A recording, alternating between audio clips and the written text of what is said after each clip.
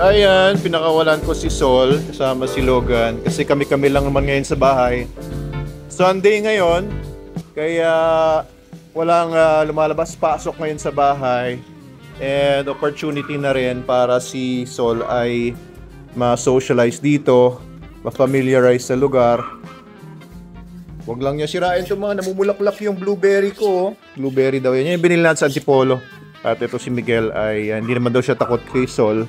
Mabait naman si Sol kaya okay naman. Si Adam naman kahapon pinapahawak-hawak ko na siya kay Sol.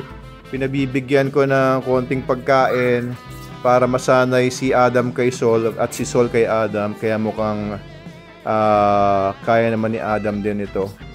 Pero syempre sa laki ni Sol tapos may bata kayo sa bahay, huwag niyo pa rin ipapaubaya ng walang supervision. Lalo na hindi naman lumaki sa inyo yung aso. Kaya I would recommend kung meron kayong in-adopt or rescue or biniling malaking aso, tapos isasama nyo kagad sa mga maliliit na bata nang walang supervision. Lagi kayo nakasupervise. Dapat may marunong na nakasupervise. Marunong dapat para walang disgrasyang mangyari. Ayan. So si Lolo ay nakabantay dito kay Sol. At inoobserbahan din niya si Sol. Ayun, ganun umiihi si Sol. Ibig sabihin, bata pa. Hindi pa tinataas yung paa pag umiihi. Parang babae pa umihi. Kaya, yan, totoy na totoy pa talaga si Sol. Medyo payat pa ang dating niya. Parang may dark area siya sa ibabaw ng katawan niya. Kaya nagdadagdag yun sa kapayatan itsura ng kapayatan niya. Pero yung kulay niya para siyang lioness. Ganda, no? Ganda ng kulay ni Sol. Gusto ko yung kulay niya. Siguro kasi nagsawa na ako sa itim na kulay. Lagi si Chamala, si Logan. Ayun, naamoy-amoy ni Logan yung ihi ni Sol. Ni-inspection niya. Na-analyze niya yung ihi ni Sol. At saan na napunta si Sol? Okay. So, tanghaling tapat ngayon.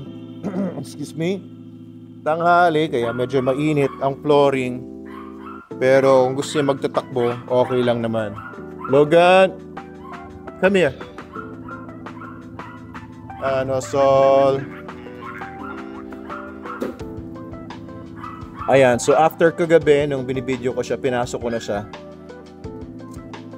Tapos, umiingit-ingit na siya dun sa loob ng kulungan niya. Parang pag nasanay ito sa labas, ay ayaw na nito magpapakulong. Ayan, baka maging problema yon. Pero okay naman. Okay, mainit ang flooring, guys. Mainit ang floor, Sol, pero it doesn't seem to matter. Makapal naman ang mga footpads ng mga dogs. Ayun. Ay, may poops doon. Parang malambot din ang dumi ni Logan, ah.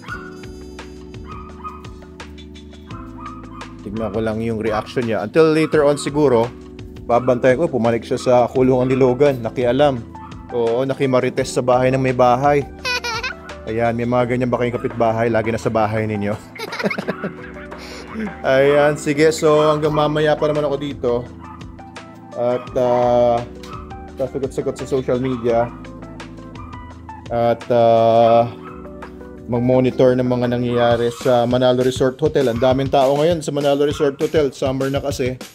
Kaya pasyal na kayo sa Manalo Resort Hotel. Napakainit ng panahon ngayon. Napakainit po talaga. Kaya pinaka-the best magpunta kayo sa Manalo Resort Hotel. Ito ay sa mahabang parang Binangonan, Rizal. Dalhin niyo po yung mga pets niyo doon. It's a pet-friendly resort, pet-friendly hotel. Pati dun sa cafe, you can bring your pets. Basta nakatali sila. Basta sila ay linisin ninyo after sila mag-poops or mag-pee. Yan, syempre responsible dog owners tayo, di ba? And it's the most pet-friendly or the pet-friendliest resort hotel. Okay. Ayan, mukhang nag-i-enjoy naman siya. Panik-panaog siya kanina pa. Nag-i-enjoy naman si Sol. Patalon-talon siya dito sa mga stairs. Amoy-amoy. Yung mga para sa aquarium ni Miguel. Huwag mo ikakalat yan, Sol. Lagot ka kay Kuya Miguel mo. Amoy-amoy sa cactus. Kawag-kawag buntot. Ayos, pogi. Maganda na nga yung katawan ni Sol. Pero mga pagdating niya ng 1 month, Hindi nyo nakakalain na siya si Sol. Yung mga nakakita sa kanya nung pagdating niya, maaaring hindi na siya makilala. Parang may napapansin ako mga specks sa katawan ni Sol na parang medyo may dark specks na dumadami. Well, it could be mga hinahigaan niya kagabi, pero yung nanay niya kasi nakita ko parang may mga speckles din sa mukha niya. Could be genetic na coloration sa balat. Pero ang ganda ng kulay niya, parang lioness. Parang leon ang kulay nitong si Sol. And si Logan naman, pumasok doon. Nakita niya kasi si Sol, pumasok kanina. Pero sa bagay kasi doon sa cage nila ay medyo mahangin. Kaya nilagyan ko rin ng mga halaman doon sa ibabaw. Ayan, may mga halaman sa ibabaw. Para medyo may cooling effect yan doon sa mga cages sa ilalim. Kaya kung meron kayong kulungan na ganito, pwede nyo rin lagyan ng mga halaman sa ibabaw. Tapos may mga puno pa tayo doon sa ibabaw. Kaya nakabawas yan sa init, lalo ngayong summer.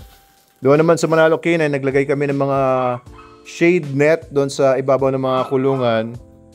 At para makabawas din ng init ng pumapasok sa cage. Yan. Si Miguel yan. Oo. Kuya mo yan. Yeah! Baka mo nga, Miguel. Baka mo nga. Hindi ka pa kilala. Oo, suspicioso yan eh. Aloof. Suspicious. Hindi siya basta-basta nakikipagkaibigan eh. Pero mukhang mabait naman. Huwag mong sisirain yung mga pinopropagate ko dyan. Nako. Okay, sige. Obserbahan ko muna siya kahit mga 30 minutes.